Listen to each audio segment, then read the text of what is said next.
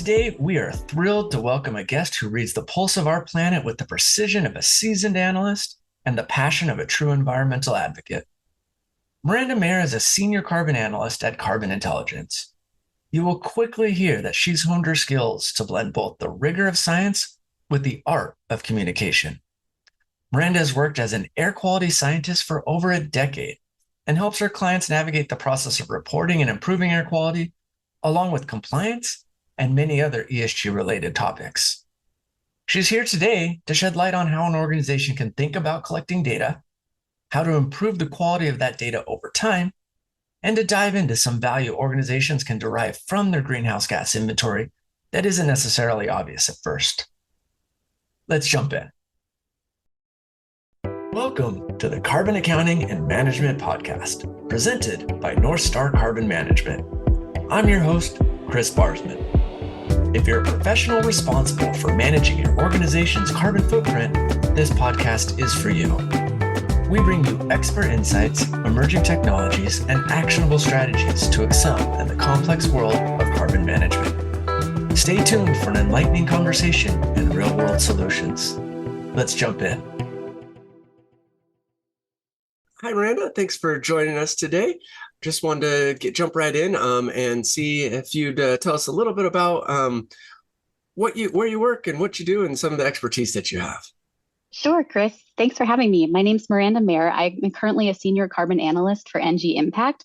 For the past 10 years or so, I've been working in air quality as an air quality scientist. I hold a BS in atmospheric sciences, and I've done a lot with air pollution, both for criteria pollutants through air permitting work, but now also straddling into the sustainability realm and starting to really dive into carbon inventories and carbon accounting, which is one of my passion areas. That's why I've started to move in this direction with my career. And I'm really excited to talk to you about it today. Awesome. That's fantastic.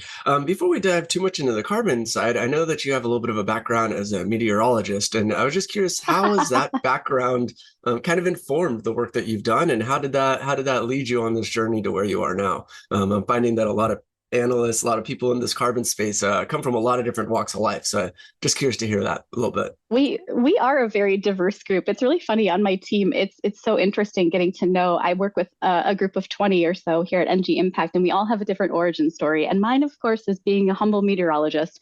One of the things that I think leads me into this line of work from that background is that it helps you translate very complex information into something that folks can take home and really digest. That's the entire point of being a meteorologist, is taking complex fluid dynamics of the atmosphere and translating it into a 30-second soundbite for your daily forecast that you can kind of refer back to. And it's taking those complex topics and the science and what's going on in the macro scale and really distilling it down, that I think is one of my skills, one of the things I got from being a background as a meteorologist, and what kind of led me to this, communicating science and climate change, and then what we do about it. So carbon inventory, carbon accounting is where it all begins. Gotcha. Yeah, no, that's fascinating, and I think that's one of the trickiest parts of folks in this realm, is trying to take this complexity of data and be able to make it digestible to the C-suite, to people at the operations level, and things like that. So I think your insights from that perspective are going to be super insightful here. Let's hope so. Kind of jumping into the conversation a little bit here. I think one of the areas that's an area of expertise for you is thinking about data quality. And how do we as an organization, if an organization's trying to conduct their inventory, how should they think about the quality of their data, both in terms of collecting it, how it can develop over time, and what that might look like, and maybe some strategies behind ensuring that data quality is where it should be, with also at the same time recognizing that there's a lot of constraints on organizations and the resources that they can allocate towards doing the data collection. Oh, absolutely. Yeah, that's one of the things that in my career, I try to meet my clients where they are, knowing that there's always more refinement to data sets. There's always more that can be collected. There's always another rock to turn over. But I think the thing that's most important is just to dive in, because it's really difficult to know what you don't know until you start doing that data collection. It's really hard to know where your weak spots are in an organization until you start knocking down doors and asking, do you have this information? How are we gathering this information? What level level of certainty do we have about the data that we're collecting? And so my biggest advice to clients is to just dive in. Don't spend too much time sitting back and kind of being paralyzed by all the analysis and, oh no, I don't have the information that we might be looking for.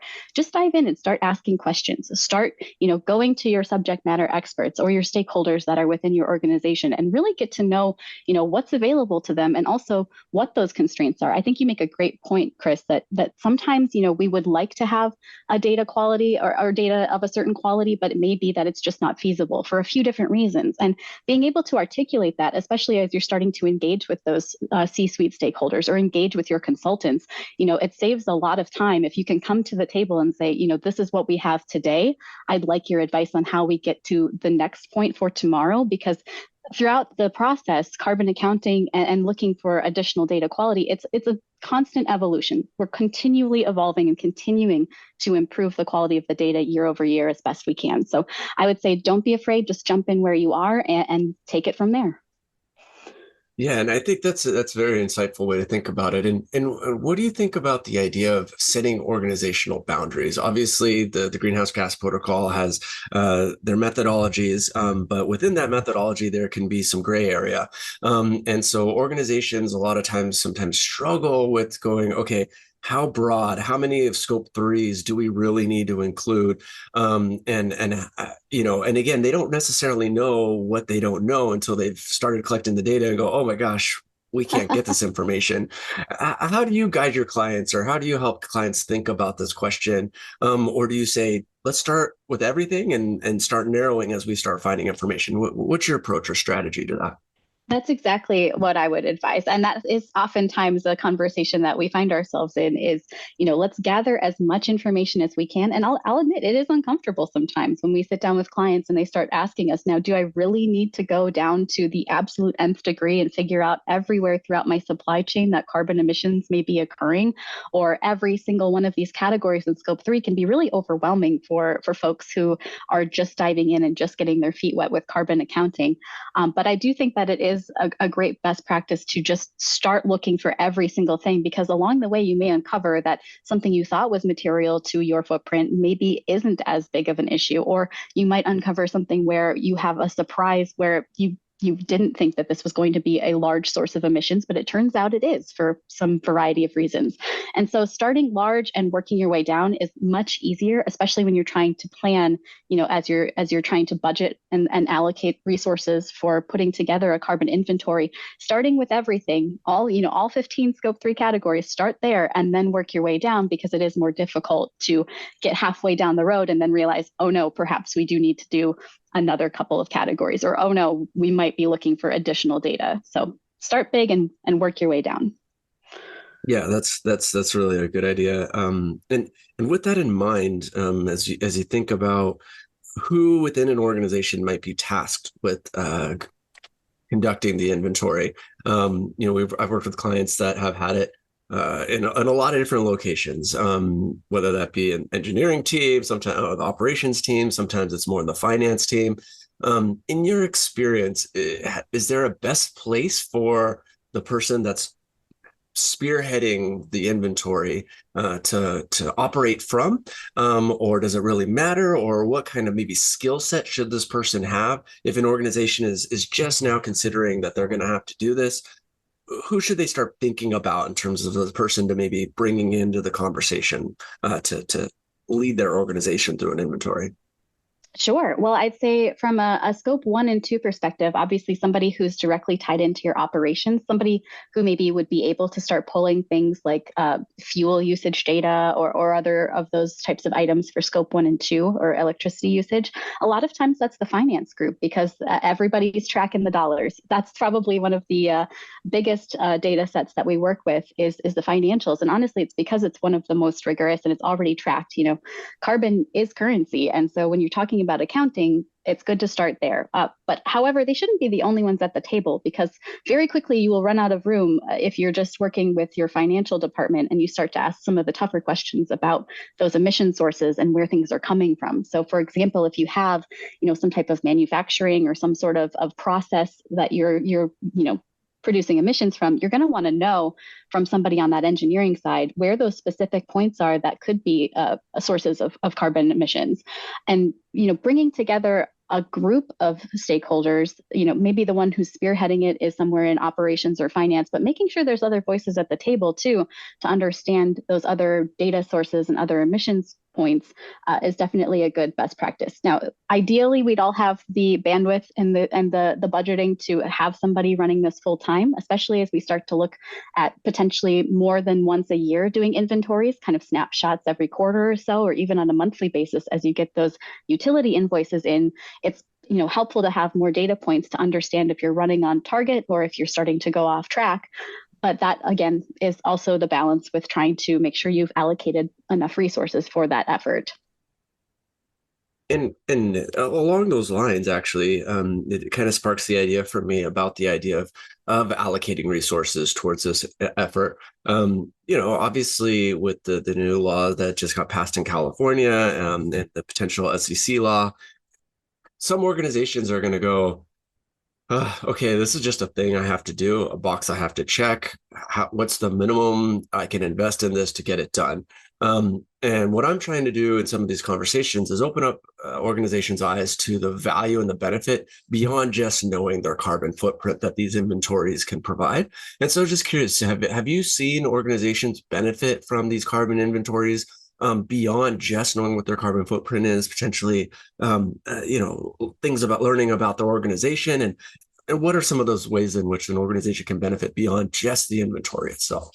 Sure. Well, a carbon inventory oftentimes is a great spot where you can point out hotspots in energy usage and look for inefficiencies there. I know that, energy efficiency isn't necessarily as sexy as some of the other decarbonization levers, but it certainly is one of the most tangible and probably the easiest for a lot of organizations to really focus on.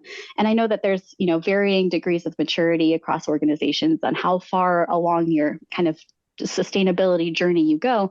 But a carbon inventory can help you pinpoint spots where maybe you aren't being as effective with those resources. Perhaps there are, pieces of your infrastructure or your organization that do need a refresh or that do need a retrofit to help bring them into line.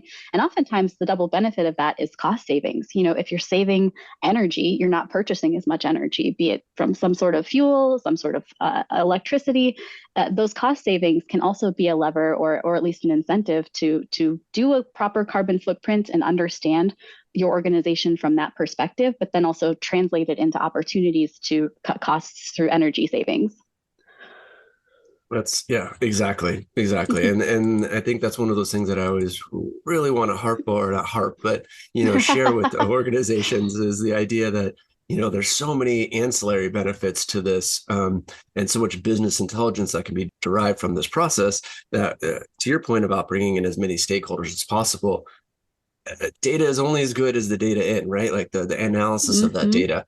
And so kind of transitioning to the idea of like methodologies, what kind of methodologies do you think are strong in terms of organizations coming to the table and paths that they might go? I know we've touched on this a little bit, but I just want to see if you want to expand any more in that direction.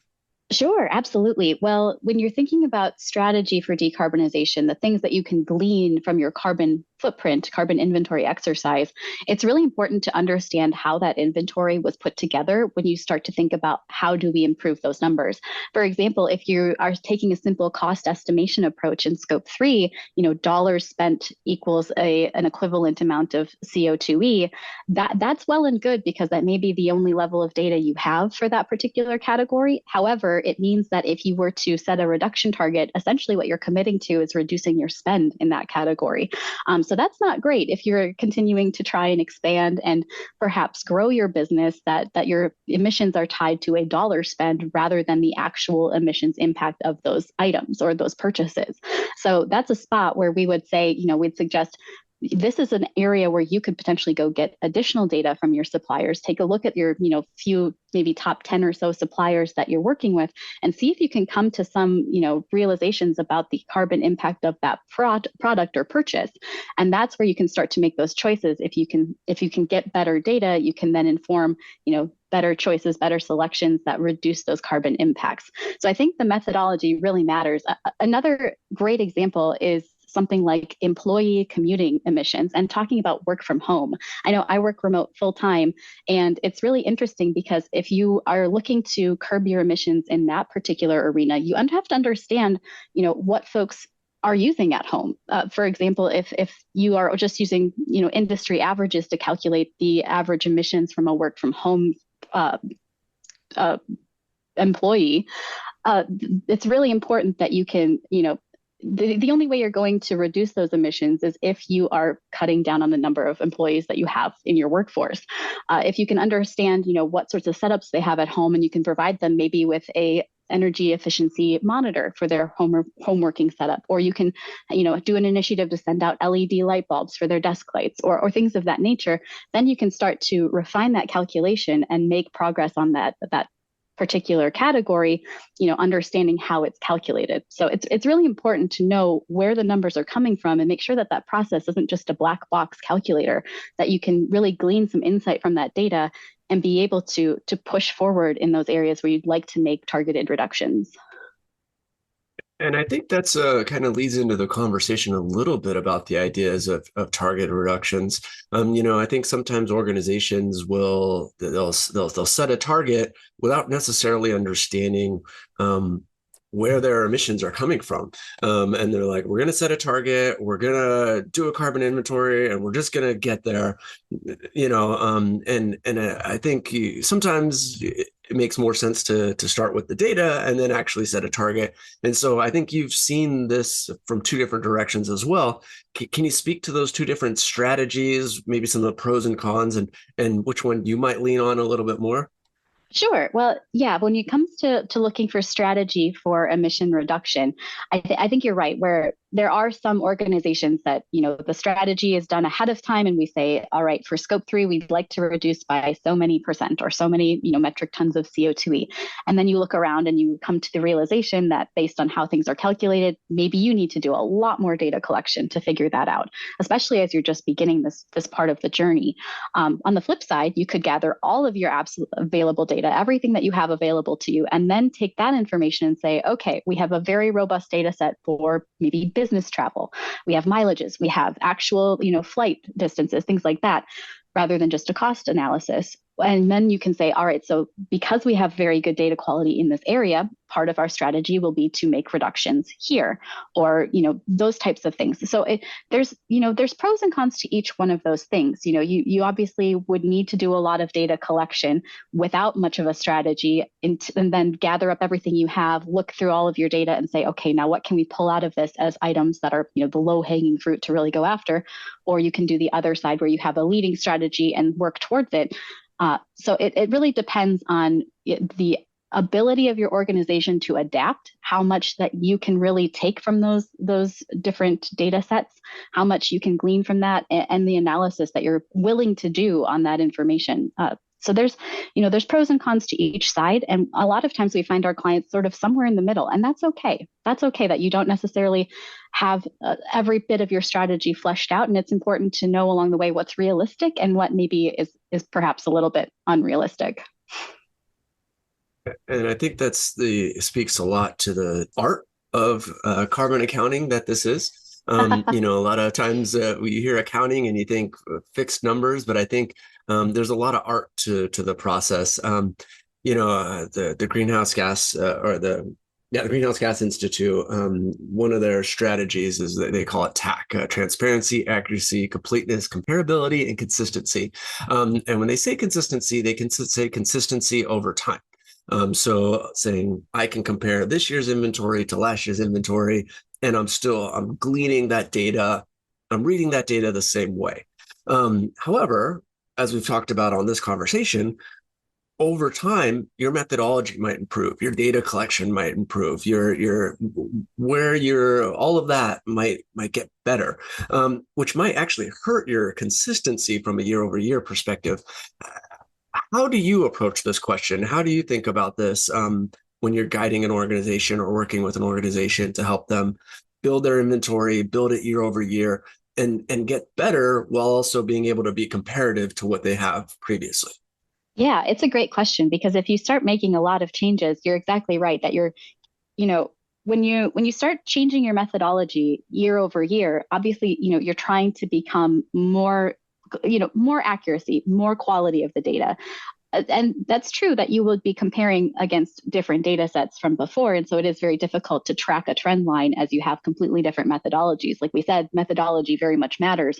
But as you get down the road, perhaps there's an inflection point where you say, okay, I think we're in a much better spot with how we're calculating X, Y, and Z. Now is the time that maybe we rebaseline, we take a look at those last few years of data and we apply our new and improved methodology as in whatever capacity that we can. Obviously, if there's been significant changes to your data set quality or even the sources of your data, you may not have past data that you could put into this new scheme or this new framework of calculation. But it is an opportunity to say, how can we normalize this so that way we're trying to compare, our activities should be compared year over year and be able to track trends that direction. So there comes a point where you look and see, have I done enough? There's some guidelines about like the percentage of changes for rebaselining efforts, but it's also important to keep that in the back of your head about, if we start making these changes, where is that tipping point where we would find value in going backwards and kind of retroactively adjusting our inventory numbers for internal usages to look at those trends and try and see where we're headed and develop your strategy further off of that. So it's really a question of if it's informing your strategy, if it's worth, the effort to go back and look at those numbers again in that new light or through a new lens. So that's an open question, though, because now as we start to have folks reporting this publicly, where do you draw the line at what, you've obviously improved some data quality, but then how do you go back and retroactively, try to adjust without having it be seen as, well, now we're changing our minds on what this inventory said. So it can be a really challenging conversation, and it's definitely unique to the organization and where they stand. Absolutely, absolutely, and I've seen a lot of organizations struggle with this question, particularly when they see major improvements by switching methodologies. They definitely go, "Oh my gosh, this is great!" But how do we share this with our stakeholders so it doesn't look like we're just switching methodologies to get this positive outcome? Kind of thinking about that when you're thinking about rebaselining, and also not only rebaselining, but maybe doing an inventory this year and then being able to do it again next year just as well. Are there any strategies that you like to present to inform your clients about how to best practice around not just the strategy, but functionally going about creating these inventories in terms of data collection, strategy around functionally how they go about the creation of it? Sure. Chris, you are describing an inventory management plan. That is one of the best tools in our arsenal as carbon accountants because it means that I can pick up what was done last year and recreate it, reproduce it, as long as it's done well. And good inventory management plans are like the recipe book for how your inventory was calculated. It should have I think there's actually some specific guidelines on what needs to be included in an inventory management plan. But the short version is that you should be able to identify where your data is coming from, what types of data you have, looking for units, looking for contact information for people who provided it, looking for what systems it's being pulled from, looking for any assumptions that are present in that data set. It should also include where you've gotten your emission factors from. What was the year it was published? Is it coming from US EPA? Are we looking at a different source, maybe DEFRA? Where are those emission factors coming from? What year were they cited? And what specifically are we using? Because perhaps we're recharacterizing an emission source based on a different factor. So you really want to be very clear in the inventory management plan about exactly what went into the inventory and those calculations, because that is the starting point for next year. And so that's a great way too. If you have a really well-written inventory management plan, you can go through it and say, all right, these are the spots where perhaps, we're on a spend basis for this category and we'd like to move to a distance basis or an average data basis. Those are the spots where you can then highlight, this is an area for improvement and this is what would need to change for the next go around. So starting from an inventory management plan is always a great idea. And it's something that should be, actively done with your inventory as a best practice. Awesome. Exactly. And that was exactly where I was trying to go with that. So I appreciate you heading on down that path with me. I could talk about this forever. You've got a ton of insights, but I want to be respectful of your time. So now's the time where we kind of come to the closing questions. I'm going to quick hit you with 5 or 6 different questions right here. simple, easy answers, just meant to be resources for our listeners. First one we'll jump into. Are there any newsletters, websites, or other online resources that you'd recommend for folks in the industry to consider following or subscribing to? That's a great question. Actually, I need to get a list of those. I don't have too many that I am subscribed to, and a lot of it is just, general news alerts about the industry. So news alerts about things like carbon regulation. Obviously with the changes for the SEC rules coming, the new California rule was published. Trying to keep abreast of what is going to be, a regulatory obligation perhaps in the future is really going to inform how we guide our clients towards the development of their inventory. So that's probably one of the things that I try to keep tabs on the most. There's not a specific source, but that's a topic that I think is really important. Another one is just getting information directly from folks like the CDP, for example. We have a lot of clients that we support with CDP disclosures. And so understanding as they are changing their methodologies or they are changing their reporting structure is very helpful. And also keeping tabs from the GHG protocol themselves. There's been some, comment periods, some kind of revisions in the works of parts of the GHG protocol. I know there was some discussion about certain aspects of it, and just making sure that we're keeping track of that, because that really is the sort of the framework, the bedrock of all of the carbon inventory and carbon accounting work that we do. So those are probably my top three. Yeah, those are great. Are there any data sources that you tend to lean on for emission factors that folks might want to maybe potentially investigate? Yeah, of course. The standby is always the US EPA. They have a fantastic, I think it's the carbon or the climate change leadership. Yeah, the climate change leadership. It's basically the GHG emission factors hub. So that one is a great one. DEFRA that I mentioned earlier, that's another one. I forget what DEFRA stands for, but it's European. So that's another spot where we typically source emission factors from. But there's also quite a bit that can be gleaned from LCA databases. That's a new kind of frontier for us, is getting into EcoInvent and understanding, can we get past just a spend basis from like the US EEIO tables? Can we get, better data, more information on some of these products, and really help our clients drive change in those particular areas of their supply chain? That's fantastic. Yeah, those life cycle analysis inventories are definitely growing and becoming more and more robust. So coming at this from kind of maybe from your meteorologist perspective, not in terms of being able to drive change within an organization, have you seen any really fun, maybe interesting ways in which an organization has engaged their stakeholders to buy into their carbon reduction initiatives? Sure. I think one of the things is communicating well, and I think that happens in a lot of ways. So, you kind of have to do some education along with your ask. Trying to get people on your side about why this is important. There's been some great successes in things like local green teams. If you have a very large organization, kind of giving people, empowering them to take charge of the things that they can control for their carbon impacts, or having contests that trust their knowledge as well as their ability to do something, like, for example, around waste streams. I worked with an organization that did an entire week devoted to waste, where they had different trivia and learning lessons and sharing, contests about things you could do that were creative uses to cut down on the waste that was being produced. And, those types of things can often act as an incubator, and you can pull out some really interesting, learnings from that and say, all right, so if we do this, that, and the other thing, maybe this is something we could apply in a larger scope. And so kind of really going down to the ground level and finding out, what people can do in their day to day, and then how it would translate across an entire organization. That's a fun one. That's an interesting way, and always looking for those creative ways, because that's part of it, is the buy-in on behalf of everyone that has to operationalize these changes. If our guests were to take one thing away from our conversation today, what do you think it should be?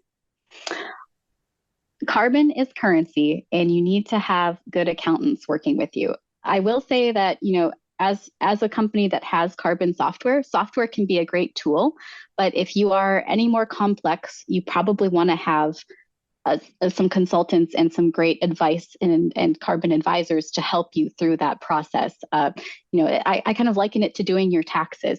Most people can get by doing their taxes if you have a fairly simple portfolio of assets. But if you start to have a lot of things going on, a lot of balls in the air, you're going to want to hire a good tax accountant because it makes a big difference. You wouldn't be using TurboTax for doing your corporate taxes for an organization, a business.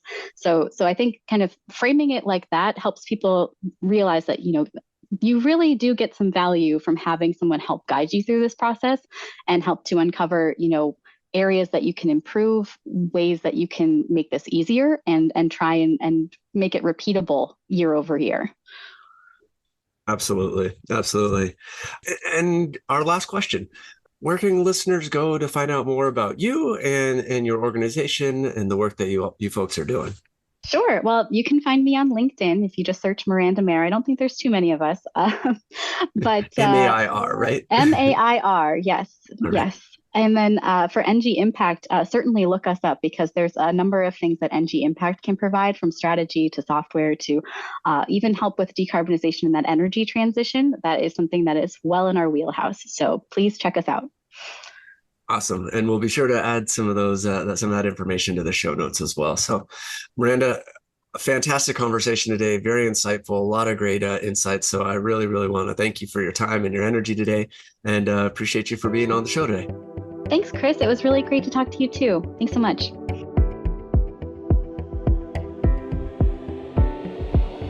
This brings us to the end of another enlightening episode here at the Carbon Accounting and Management Podcast. We hope you found today's discussion insightful and that you're walking away with new ideas and actionable strategies.